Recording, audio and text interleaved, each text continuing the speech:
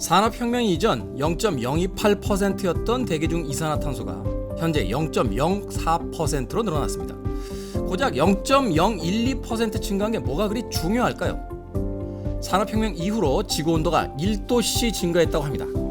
그게 그렇게 중요할까요? 이미 우리는 겨울에는 영하 10도의 추위와 여름에는 40도의 더위에 적응하며 살아가고 있지 않은가요? 고작 1도씩 늘어난 게 대수일까요?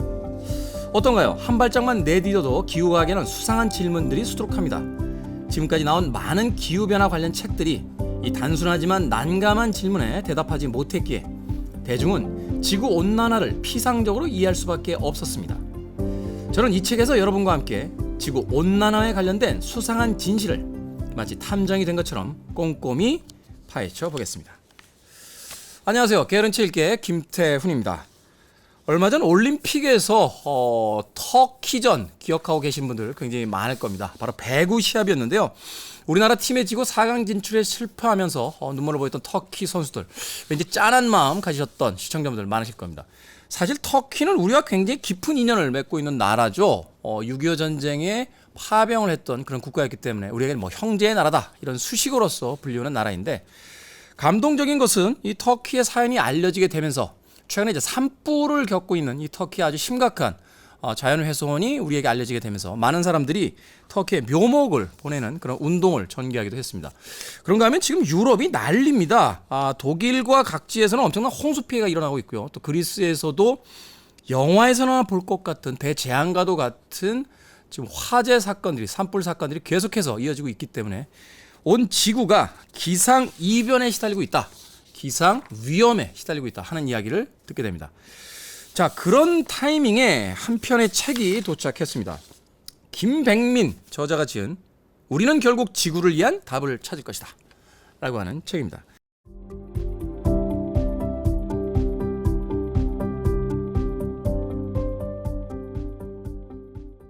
이 책을 쓴 김백민 작가는요, 극지 전문가이자 기후과학자이고요. 2014년에 한반도에서 일어나는 기후변화가 북극과 큰 관련이 있다는 사실을 처음으로 발견해 학계의 주목을 받은 그런 기상 전문가이기도 합니다.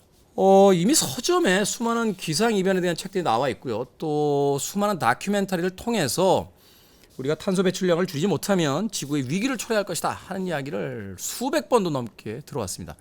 그런데 마치 잔소리가 심해지면 그 이야기가 마음속에 전달되지 않는 것처럼 너무나 많은 매체들이 기상이변에 대한 이야기를 떠들고 있긴 합니다만, 그 실질적인 위험성에 대한 것이 느껴지지 않는 사람들에겐 그저 누군가의 잔소리처럼만 이 기상이변에 대한 이야기들이 들려오는 것도 사실이기도 합니다.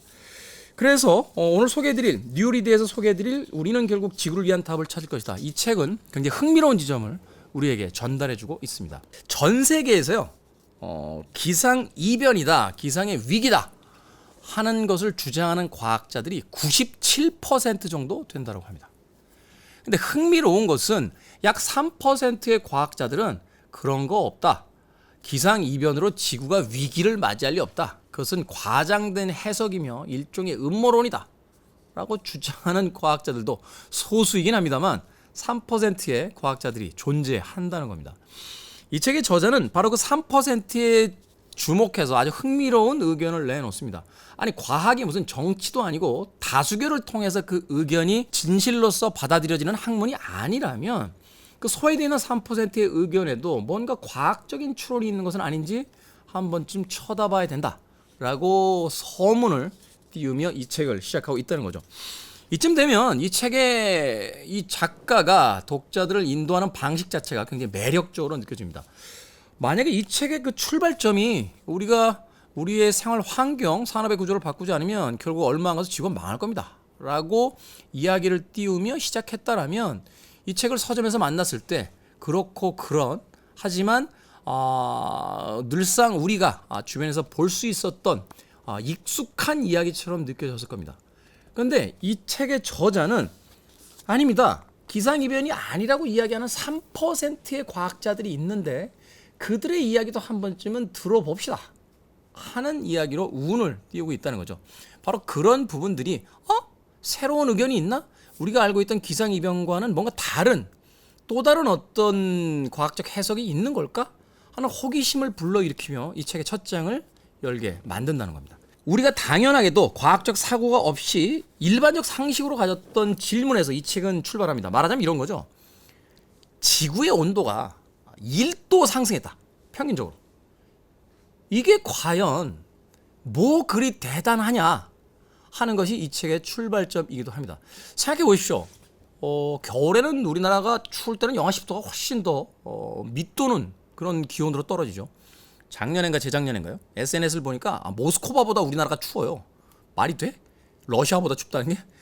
그리고 여름이 되면 뭐 지금 뭐 북미 쪽에서는 뭐 영상 40도가 넘는 그런 폭염이 지금 발생을 하고 있다고 하는데 우리나라도 올해 여름에 날씨가 만만치 않았습니다. 뭐 39도까지 올라가는 그런 정말로 엄청난 폭염을 기록하기도 했었는데 이렇게 따진다라면 에어컨 사용량이 좀 늘어서 전기 수급량에 문제가 있다 하는 정도만 우리가 위기로서 이야기를 했고 또 물론 안타까운 일이긴 합니다만 저소득층의 계층들이 이 냉방기구가 없는 공간에서 여름을 나다가 사실은 이제 심각한 건강의 위험이 올 수 있다 이런 이야기를 듣긴 했습니다만 작년보다도 훨씬 뜨거워진 이 여름 때문에 지구가 오늘날 아니면 뭐 일주일쯤 뒤에 멸망할 것입니다 라는 이야기는 아직까지 도착하지 않았다는 거죠.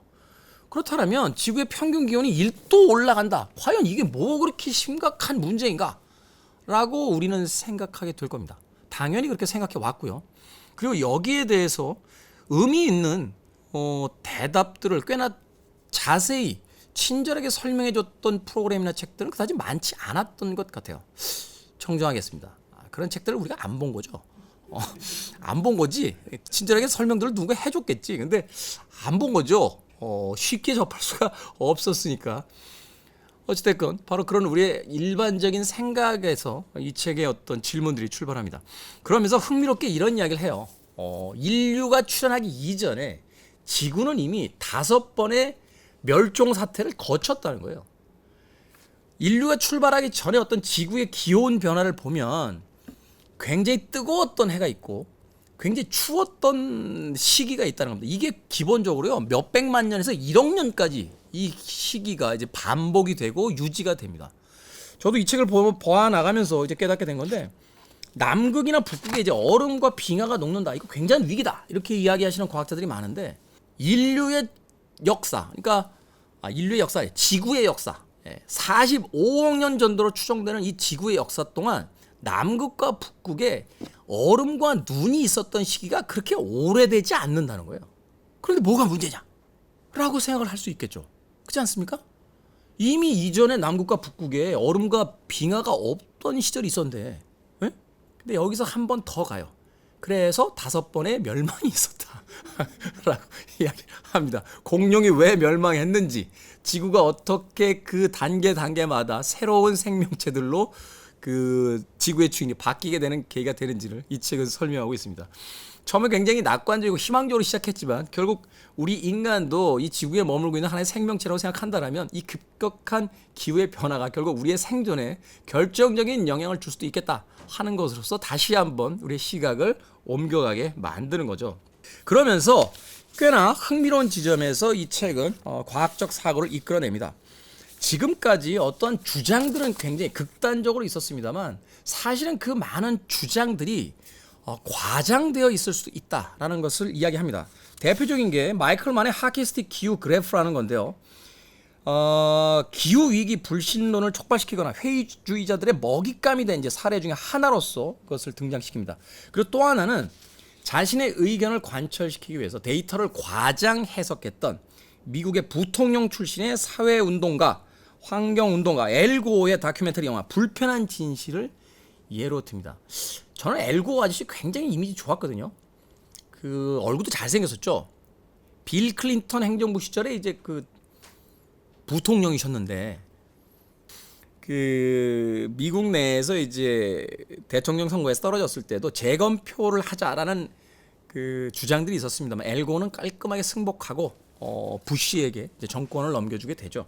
그러면서 환경운동가로 변신을 해서 꽤나 믿음직한 어떤 인물로서 이 다큐멘터리를 보면서 저도 굉장히 그 흥미롭게 이 지구의 어떤 기온 변화 그리고 환경의 위기에 대해서 생각을 했던 적이 있는데 이 다큐멘터리에 나오는 여러 가지 수치들이 조작됐다는 겁니다. 과장 해석되어 있고 이것을 통해서 한편으로 우리가 기후변화에 의한 위기를 너무 과하게 그리고 있는 것이 아니냐 하는 것에 대한 과학적 접근을 가져갑니다. 그런데 여기에서만 그치지 않아요. 또 하나는 BBC 다큐멘터리 어떤 위대한 지구온난화 대사기극이라는 프로그램에서 음모론을 제기했었습니다.